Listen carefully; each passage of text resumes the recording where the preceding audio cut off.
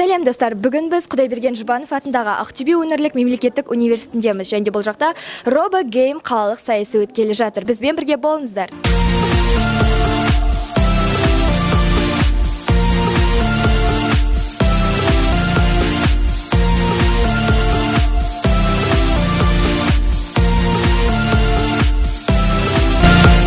Бүгінгі RoboGame қалалық сайысының маңыздылығы туралы айтып өтсеңіз. Бүгінгі ерекше білім беруді қажет ететін RoboGame сайысында бізде тек қана мектеп оқушылары кезінде олар есту қабілеті және де көру қабілеттері нашар оқушылар, сонымен қатар 3 мектеп қатысып жатыр. Дайындық қалай өтті бұл сайысқа?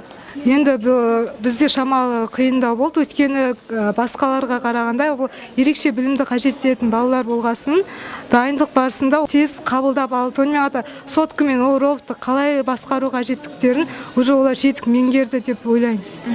Бұл сайыстың жалпы мақсаты қандай? Бұл сайыс мақсаты біз тек қана жалпы білім беретін мектептер ғана емес, ерекше білімді қажет ететін инклюзивті балдарды да осы жарыс барысында қатыстыру негізгі мақсат. Қазіргі таңда енді тек қана Lego мектеп бағдарламасында қалып отыр. Бізде қазір университет көлемінде біраз заманауи робототехника заттармен жабдықталған. Сонымен қатар Arduino, Raspberry Pi құрылғылармен де жұмыс жасап жатырмыз.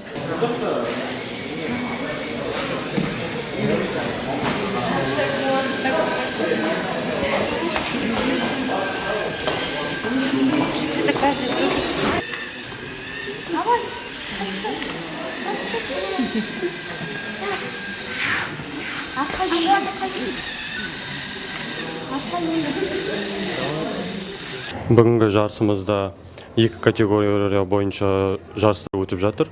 Бұл робо-сумо.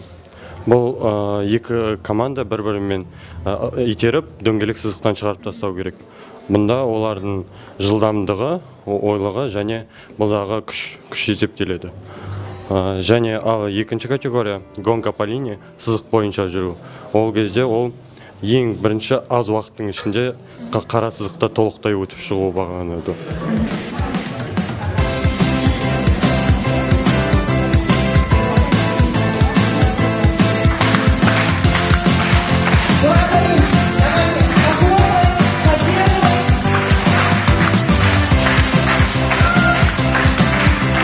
Как настроение? Понравился сегодня конкурс? Что для вас счастье?